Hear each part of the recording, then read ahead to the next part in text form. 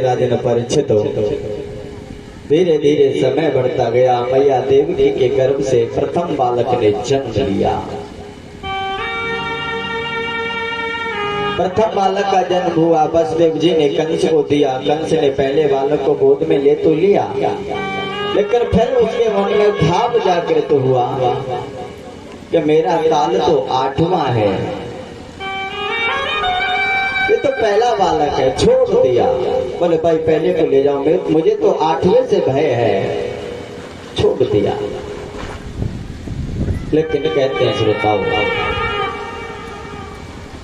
आज देव ऋषि नारद चले आए। देव ऋषि नारद ने आकर के कहा कि अरे कंस, तूने देवकी के पहले बालक को क्यों छोड़ा है? बोले महाराज वो तो पहला है, मुझे तो केवल 8वें से भय है, 8वें से डर है। आज नारद जी कहने लगे राजन, ये उंगली 5 हैं, इधर से गिनना प्रारंभ करेगा तब भी इधर 5 होंगी, और इधर से गिनना प्रारंभ करेगा तो इधर भी 5 होंगी। कोई पता नहीं देवता चालाकी कर जाएं, यही 8वां हो। कंस को भड़का दिया और आज वो दुष्ट कंस पहले बालक को छुड़ा करके मार देता है। पहले बालक को छुड़ा करके मार दिया। धीरे धीरे कहते हैं श्रोताओ, मैया देवकी के गर्भ से 6 बालक हुए और उन 6 बालकों को उस दुष्ट कंस ने मार दिया। 6 बालकों को मार दिया उस दुष्ट कंस ने। 7वें गर्भ में देवकी के बलराम जी आए। बलराम यानी कि शेषनाग, जो कि राम के भाई थे छोटे। पहले छोटे थे लेकिन अब की बार बड़े बन करके आ रहे हैं शेषनाग। बड़े बन करके क्यों आए श्रोताओ, ये भी सुन लीजिएगा। एक बार ऐसा हुआ कि जिस समय भगवान राम वन में भ्रमण कर रहे थे, भटक रहे थे, तो भगवान राम के चरणों को दबाने के लिए लखन पहुंच जाते हैं रात्रि में। जब रात्रि में लखन पहुंचे, राम जी ने सेवा से मना कर दिया। तो लखन जाओ, मुझे सेवा नहीं करवानी।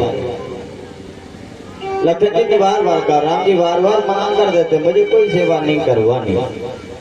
तब लखन को क्रोध आया और लखन ने कहा, बोले प्रभु इस समय आप बड़े हैं, इसलिए मुझे सेवा नहीं करने देते और आपकी आज्ञा का पालन मुझे करना पड़ता है। लेकिन अब की बार मैं बड़ा बन करके आऊंगा जिससे आप मुझे कभी भी सेवा करने से न रोक सकें।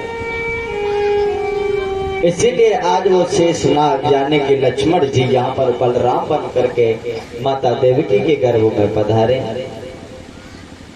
मेरे गोविंद भगवान ने देखा बलराम है, शेष के अवतार है, और अगर शेष को कुछ हो गया तो मेरी लीला अधूरी रह जाएगी।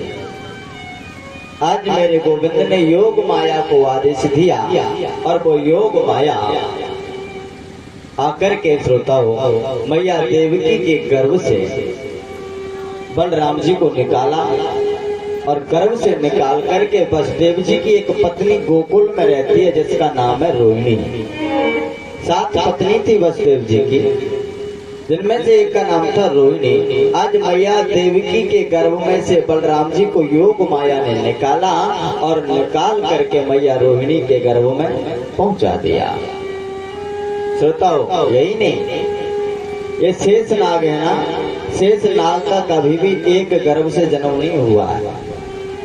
देखो लक्ष्मण जी वहां पैदा हुए ना अयोध्या में, तो लक्ष्मण जी भी सुमित्रा के गर्भ से पैदा नहीं हुए। लक्ष्मण जी पहले 8 महीने तक रहे थे कैकेयी के गर्भ में, उसके बाद सुमित्रा के गर्भ में पहुंचे हैं।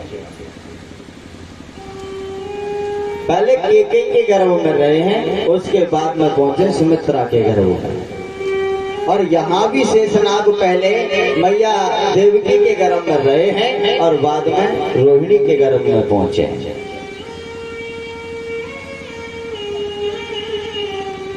कहते श्रोता वहीं आइएगा।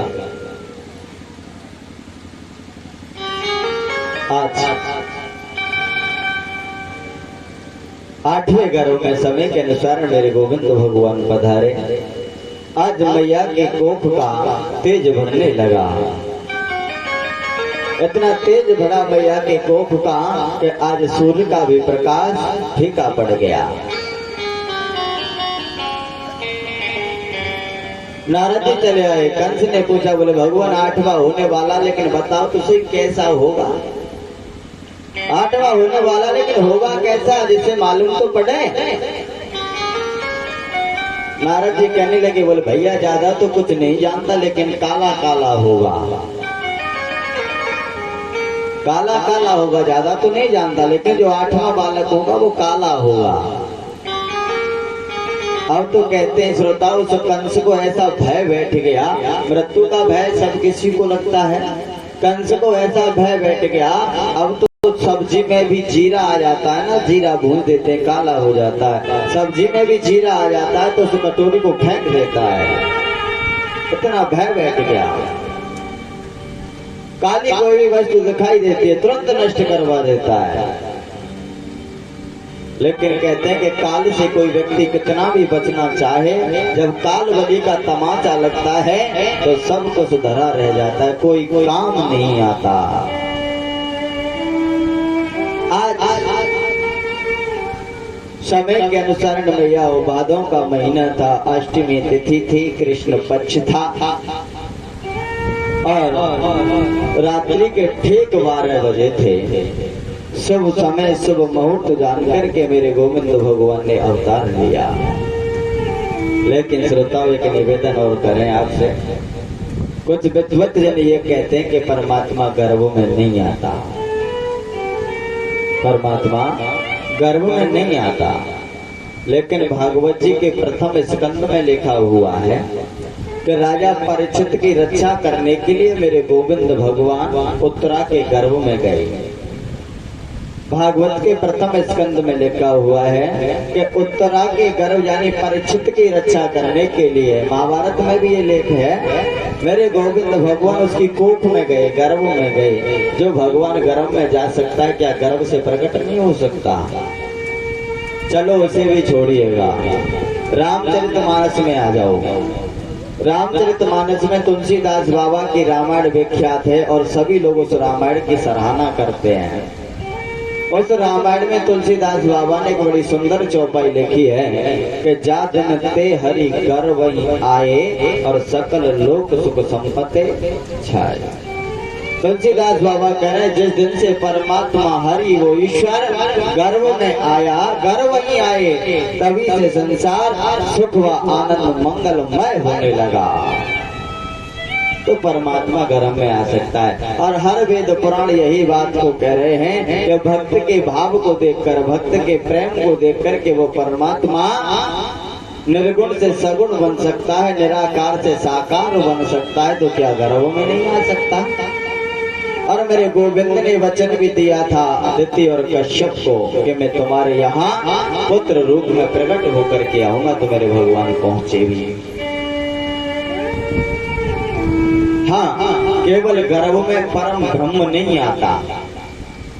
देखो एक निवेदन और करें आपसे,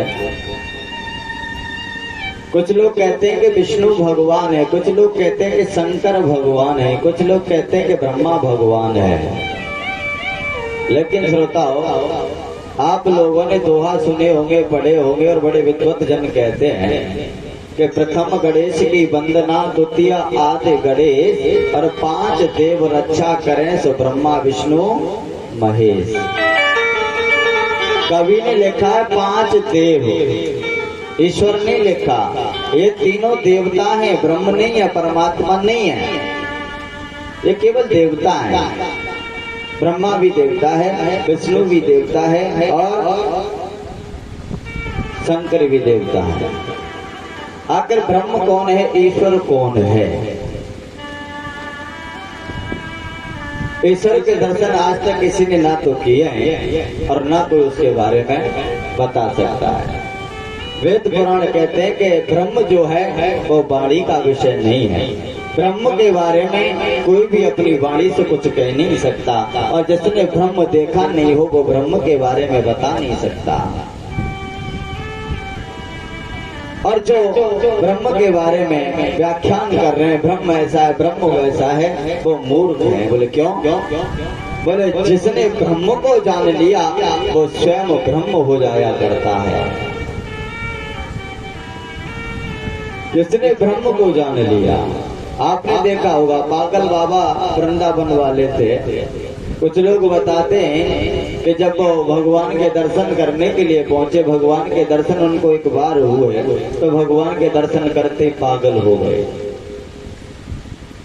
तो जो ब्रह्म के दर्शन कर लेता है वो कुछ कहने की स्थिति में नहीं रहता, कुछ कह ही नहीं पाता। जो ब्रह्म के दर्शन कर लेता है कुछ कहने की स्थिति में नहीं रहता। ये केवल देव हैं, ब्रह्मा विष्णु महेश, इनके अंश से राम कृष्ण ब्रह्मा इत्यादि प्रकट हुए हैं, इनके अंश से। तो श्रोताओ वही आई अपनी कथा पर गुण रहस्य की बातें हैं। तो इन गुण रहस्यों की बातों को वो समझते हैं जिन्होंने थोड़ा बहुत वेदांत पढ़ा होगा। वही आइएगा। आज भगवान 10वें गर्भ में पधारे, शुभ मुहूर्त शुभ समय शुभ तिथि में प्रकट हुए, अवतरित हुए।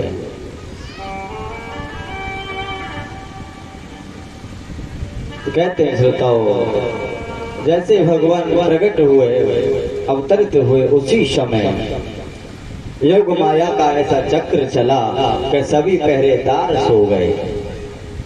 जो भी हथकड़ियां बेड़ियां वसुदेव देवकी के बंधी हुई थी वो खुल जाती हैं। आज मेरे भगवान जब प्रकट हुए तो कहते हैं श्रोताओ, आज एक सूप में रख करके आज वसुदेव जी महाराज मेरे गोविंद को गोकुल की ओर ले जा रहे हैं, नंद बाबा के यहाँ। कुछ लोग तो प्रश्न कर देते हैं, बोले महाराज ये सूप कहाँ से आया है? जेल के अंदर सूप आया कहाँ से? तो श्रोताओ कभी जेल जाकर के देखो, मालूम पड़ जाएगा कि सूप कहाँ से आया। क्योंकि जेल में जाकर के फुलका नहीं फाड़ने पड़ते, जेल में जाकर के काम करना पड़ता है। तो कहते वहां जब काम किया करते थे मैया देव की नाज इत्यादि को फटका करते थे, ये वही सूप रखा हुआ था। आज गोकुल को लेकर के लिए चले, हथकड़ियां बेड़ियां खुल जाती हैं, ताले टूट जाते हैं, और कहते हैं श्रोताओं घनघोर बारिश होने लगी, बर्फीली शीतल हवाएं चलने लगी। आज वसुदेव जी मेरे गोविंद को सिर पे धारण करके यमुना जी पे पहुंच जाते हैं। जमुना जी पे जैसे मेरे वसुदेव जी पहुंचे, गोविंद को लेकर के जमुना जी में प्रवेश पाया। जमुना जी का एक नाम है मैया कालिंदी, और ये मेरे गोविंद भगवान की पत्नी है कालिंदी जमुना। कहते हैं श्रोताओं, हमारे धराधाम पर वैकुंठ से लाई गई कुछ चीजें हैं जिनका कभी लोप नहीं होता, नष्ट नहीं होती। जैसे गंगा महारानी त्रेता युग में आई थी लेकिन आज भी विद्यमान है। यमुना मेरे गोविंद भगवान लाए थे जो आज भी विद्यमान है। बहुत चीजें ऐसी हैं, ना हो जाए धोखा ना हो जाए, दोनों को पकड़ के जेल में डाल दिया। वसुदेव देवकी को जेल में जब डाला गया, सुखदेव स्वामी कहते राजन परीक्षित हो, धीरे धीरे समय